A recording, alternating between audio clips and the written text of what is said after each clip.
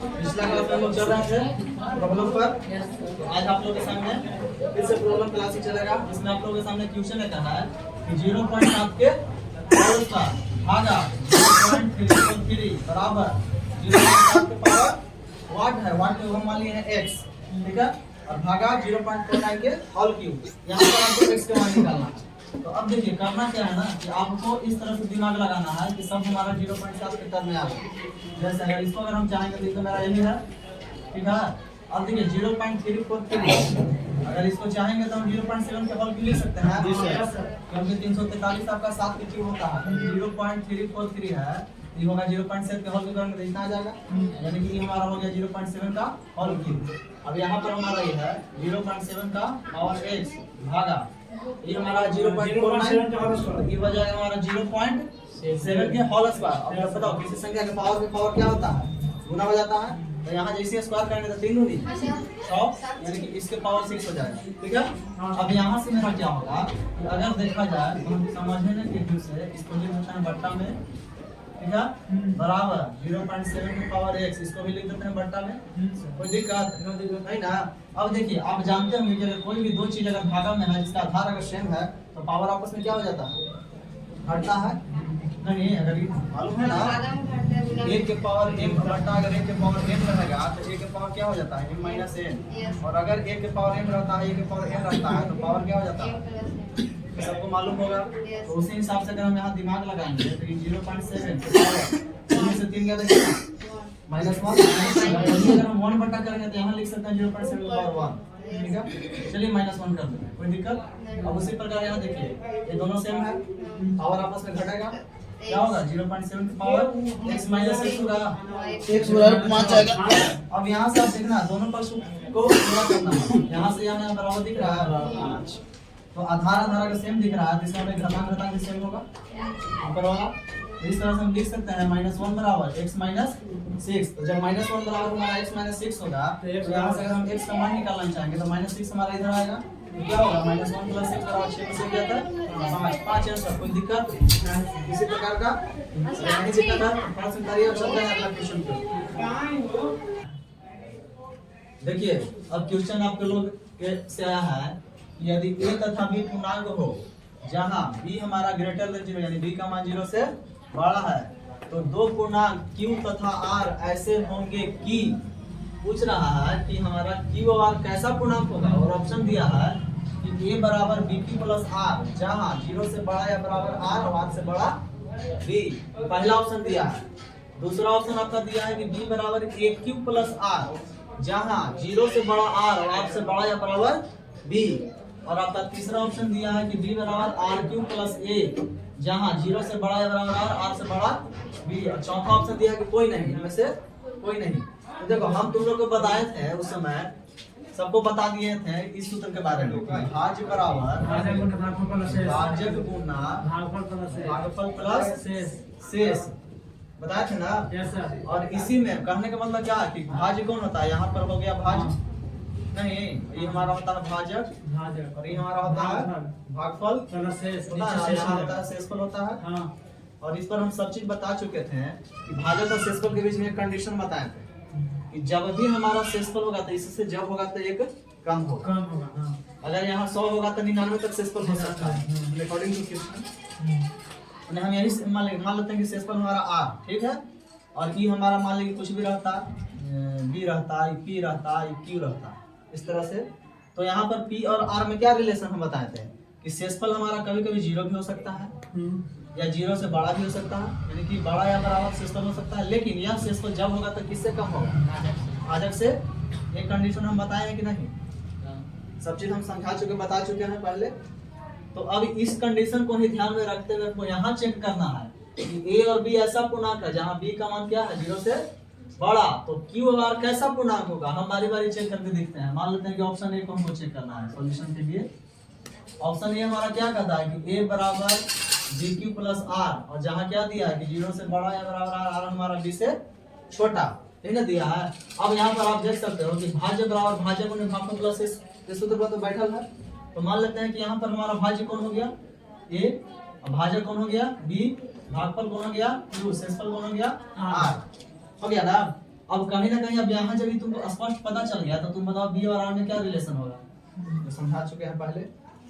B और are में relation यही ना होगा कि आर हमारा जब होगा तो 0 से के बराबर भी हो सकता है, बड़ा भी हो सकता है आर, लेकिन यह आर का मान जब होगा तो बी से छोटा होगा। तो जो हमारा पहला पॉइंट दिल है, अगर ये कंडीशन इसमें दिल है तो मेरा आंसर ही होगा, है ये वाला कंडीशन। देखो यहाँ 0 से बड़ा या बराबर आर, आर का मान बी से छोटा, हमको यही पर आंसर मिल गया कि मेरा आंसर है। अच्छा हम देखना चाहते हैं कि दो का आंसर काहे नहीं होगा, ये भी हम देखना चाहते हैं। तो देखो हम दूसरा पर लेके चलते हैं, आंसर तो मिल ही गया तुमको।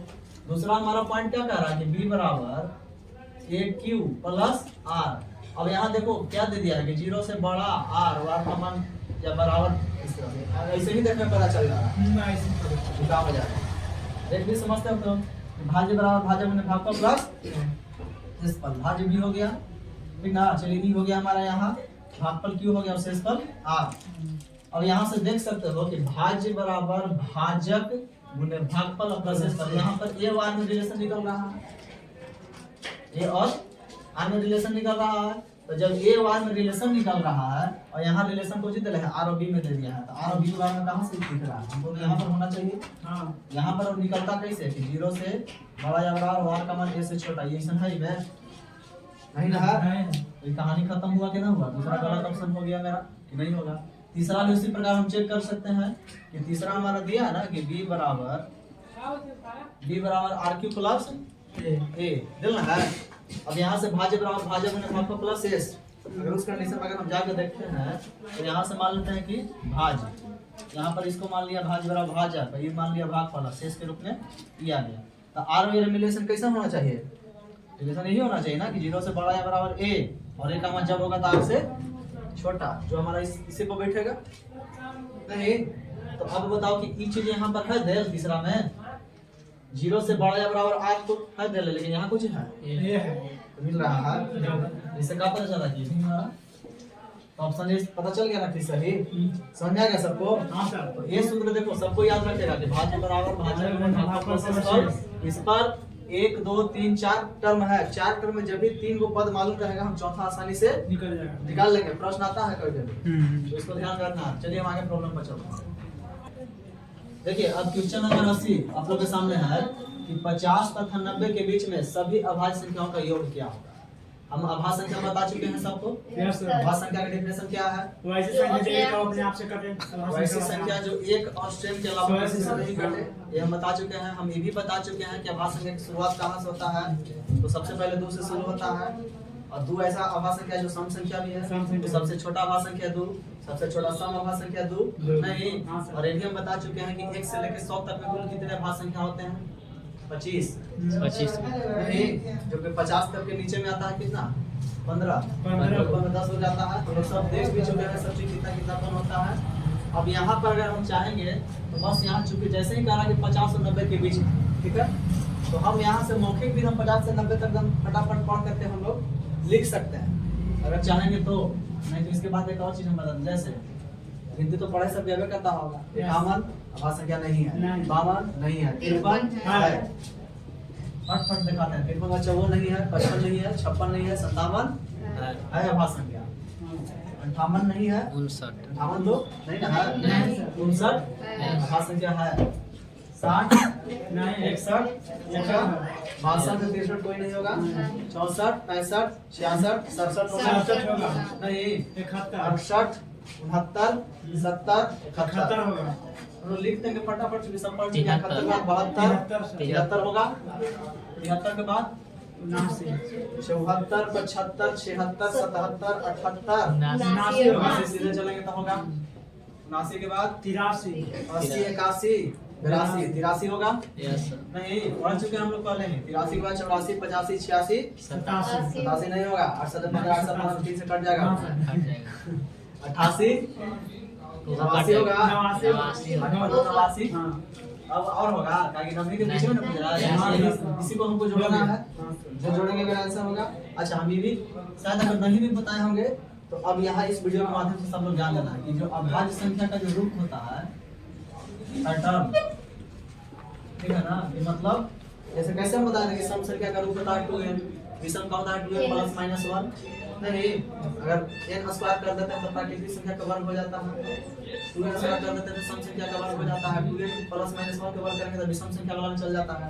तो उसी प्रकार अभाज्य संख्या का अगर रूप देखना है तो इसको दिमाग में रखना है, 6 के प्लस माइनस 1, 6 के प्लस माइनस 1, जहाँ k का मान क्या होगा जनरली, मतलब इसमें सारा अपना संख्या निकलेगा 1 2 से शुरू होगा, ठीक है।